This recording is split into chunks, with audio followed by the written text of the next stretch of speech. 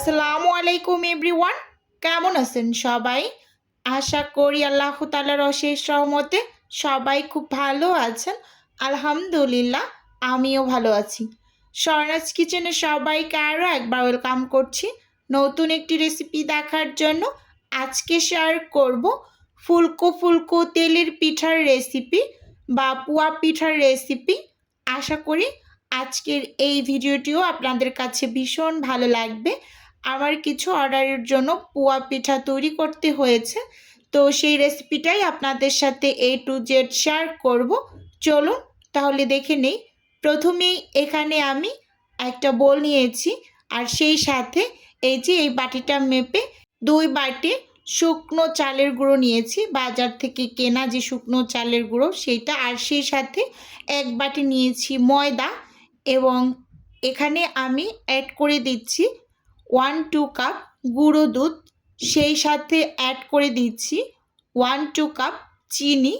এবার এই শুকনো উপকরণগুলোকে আমি উইক্স দিয়ে একটু ভালোভাবে মিশিয়ে নিচ্ছি। এখানে আমি তীর যে চালের গুঁড়োর প্যাকেটটা পাওয়া যায়, তো ওই চালের গুঁড়োটা ব্যবহার করেছি, একেবারে শুকনো চালের গুঁড়ো, এবং সেই সাথে 1 বাটি ময়দাও ব্যবহার করেছি একই বাটি দিয়ে। তো এবার আমি এখানে 1 কাপ খেজুরের গুড় ব্যবহার করছি। এটা যে শক্ত পাটালি গুড়টা থাকে, তো ওইটাকে আমি জাল করে এভাবে একটু লিকুইড করে নিয়েছি পানি দিয়ে 1 কাপ। তো এবার হচ্ছে শুকনো হাতে এগুলোকে একটু মিশিয়ে নিচ্ছি। স্কিনে ভালোভাবে দেখেই বুঝতে পারছেন যে আসলে কাজটা কিভাবে করে নিচ্ছি। আর এই যে গুড়টা, এই গুড়টা কিন্তু একটু গরম অবস্থায় ছিল, হালকা, অনেকটা বেশি না, গরম। তো এই অবস্থায় খুব সুন্দরভাবে এই যে সব কিছু একত্রে মিশিয়ে নিচ্ছি। যেহেতু শুকনো চালের গুঁড়ো দিয়ে আমি পিঠাটা তৈরি করছি, সেক্ষেত্রে মেখে নেওয়াটা খুবই জরুরি, খুব সুন্দরভাবে। তো এখন এই যে এই পাত্রে হচ্ছে আমি গুড়টাকে জাল করে নিয়েছিলাম, তো একই পাত্রে আমি কিছুটা পানি একটু গরম করে নিয়েছি, কুসুম গরম পানির থেকে একটু বেশি গরম, হাতে সহ্য করতে যাতে একটু কষ্ট হয় এরকম টাইপের একটা পানি আমি একটু গরম করে নিয়েছি। এবার অল্প অল্প করে পানি অ্যাড করে করে আমি পিঠার ব্যাটারটাকে রেডি করে নেব। আর আমি কিন্তু কাজটা হাত দিয়ে করে নিচ্ছি, আপনারাও অবশ্যই চেষ্টা করবেন এই যে এই ব্যাটারটা রেডি করার সময় এভাবে করে হাত দিয়ে মেখে তারপর হচ্ছে পিঠার ব্যাটারটা তৈরি করতে। যেহেতু শুকনো চালের গুঁড়ো, একটু আপনার এভাবে সুন্দরভাবে যদি মেখে ব্যাটারটা রেডি করে নেওয়া হয়, খুব একেবারে সুন্দরভাবে পিঠা তৈরি করে নিতে পারবেন। তো ছোটোখাটো কিছু টিপস যদি আপনি ফলো করে পিঠা তৈরি করেন, একেবারে ইনশাআল্লাহ পারফেক্টলি পিঠাগুলো ফুলবে এবং বানাতেও পারবেন, একটা পিঠাও নষ্ট হবে না। তো সব সময় আপনি হাতের কাছে একটু গরম পানি রেখে দেবেন। যদি একটা পিঠার দেওয়ার পর মনে হয় যে ব্যাটারটা একটু ঘন আছে, তখন একটু গরম পানি কুসুম গরম পানিটা অ্যাড করে ব্যাটারটা একটু পাতলা করে পিঠাগুলোকে বানিয়ে নেবেন। তো আমি কিন্তু সব সময় এভাবেই করি।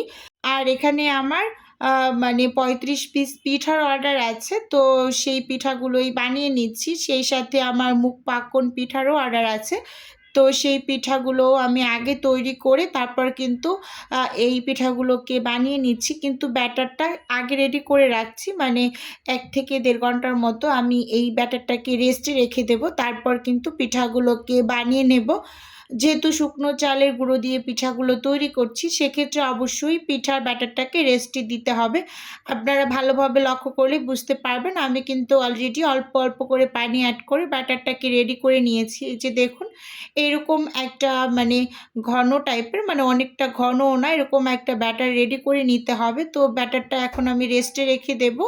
এর মাঝে আবার হচ্ছে আমি মুখ পাকন পিঠাগুলোকে ভেজে নিচ্ছি। এই যে দেখুন, এখানে আমি কিছু মুখ পাকন পিঠা অফিস কিনে বানিয়ে নিয়েছি। এবার এক এক করে আমি পিঠাগুলোকে খুব সুন্দরভাবে ভেজে তারপর কিন্তু হচ্ছে গুড়ের ভিতরে একটু গড়িয়ে নেব। তো এই পিঠাগুলো ভীষণ মজার হয়, আপনারা ট্রাই করতে পারেন। আমি কিন্তু এর আগে রেসিপিও শেয়ার করেছি। এই যে এগুলো বানিয়ে তারপর ভিজিয়ে নিয়েছি। এপাশে আমি যে পোয়া পিঠাটা রেস্টে রেখেছিলাম ডোটা, তো এখন আমি পিঠাগুলোকে বানিয়ে নেব।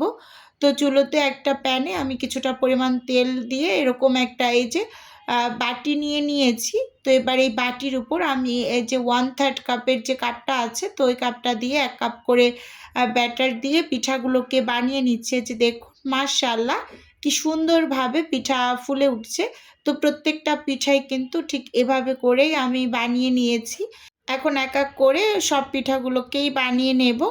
আর ভিডিওর এই পর্যায়ে ছোট্ট করে আমার নিজের বিজনেসের একটু প্রচার করছি। আপনারা তো অনেকেই জানেন যে আমার ছোট্ট একটা ফ্রোজেন আইটেমের বিজনেস আছে। যদি কেউ কোনো টাইপের ফ্রোজেন খাবার অর্ডার করতে চান তাহলে স্ক্রিনে দেওয়া হোয়াটসঅ্যাপ নাম্বারে নক দিলেই কিন্তু আমি A to Z বলে দেব। আর যদি অর্ডারটি কেউ সরাসরি কনফার্ম করতে চান তাহলে হোয়াটসঅ্যাপ নাম্বারে কল করে সরাসরি অর্ডারটি কনফার্ম করতে পারেন। শুধুমাত্র ঢাকা সিটির মাঝেই মানে হোম ডেলিভারি করা হয়। আর এখানে কিন্তু শীতকালীন পিঠাও পেয়ে যাবেন। তো দেখুন এখানে এক এক করে কিন্তু পিঠাগুলোকে বানিয়ে নিচ্ছি। আর প্রত্যেকটা পিঠা কিন্তু মাশাআল্লাহ খুব সুন্দর ফুলকো হচ্ছে। এই যে দেখুন প্রত্যেকটা এরকম হয়েছে। তো এভাবে করে কিন্তু আমি বেশ অনেকগুলো পিঠা বানিয়েছি। আমার 35 পিস হচ্ছে ডেলিভারিতে দিয়েছি, মানে অর্ডারে ছিল, তো সেগুলো দিয়েছি। আর বাকি কিছু আমরা বাসায় রেখে দিয়েছি। আর সত্যি কথা বলতে পিঠাগুলো খেতে ভীষণ মজার হয়েছিল। এখন যেহেতু শীতকাল খেজুরের গুড়টা অ্যাভেলেবেল থাকছে, তো খেজুরের গুড় দিয়ে যেকোনো ধরনের পিঠা তৈরি করলে সেই পিঠার টেস্টটা কিন্তু ভীষণ ভালো আসে। আমি এই গুড়টা রাজশাহীর একটা পেজ থেকে নিয়েছিলাম আর খুবই ভালো পড়েছে। গুড়টা খুবই ভালো লাগে খেতে। আমি তো প্রায় অনেকটা খেয়েও ফেলেছি। অল্প কিছু পরিমাণ আছে। ভাবছি শীত থাকতে থাকতে আবার কিছুটা নিয়ে রেখে দেব। মানে ফ্রিজে কিন্তু সংরক্ষণ করা যায়। তো আপনারা কিন্তু এখন খেজুরের গুড় সংগ্রহ করে ফ্রিজে সংরক্ষণও করে রাখতে পারেন। প্রত্যেকটা পিঠা কিন্তু মাশাআল্লাহ ভীষণ ফুলকো হয়েছে। আমি কিন্তু এখানে কোনো টাইপের বেকিং পাউডার, বেকিং সোডা কোনো কিছুই অ্যাড করিনি। শুধু ছোটোখাটো কিছু টিপস ফলো করে যদি কেউ মানে পিঠা তৈরি করে তো মাশাআল্লাহ খুব সুন্দর হয় পিঠা। তো কথা বলতে বলতে সব পিঠাগুলোকে এখানে বানিয়ে ঠান্ডা করে বক্স করে নিয়েছি। এই যে দেখুন এক্কেবারে ডেলিভারির জন্য আমি রেডি করে নিয়েছি।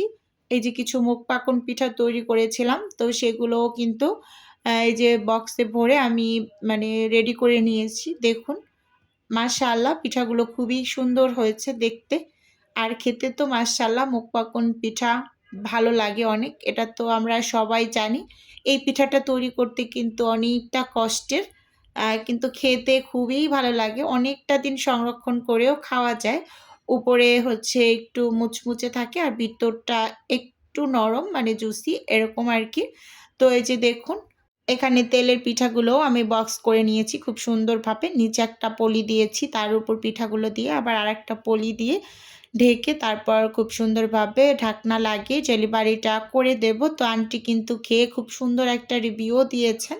তো বন্ধুরা আজকের এই রেসিপিটি আপনাদের কাছে কেমন লেগেছে চাইলে অবশ্যই কমেন্টস করে জানাতে পারেন।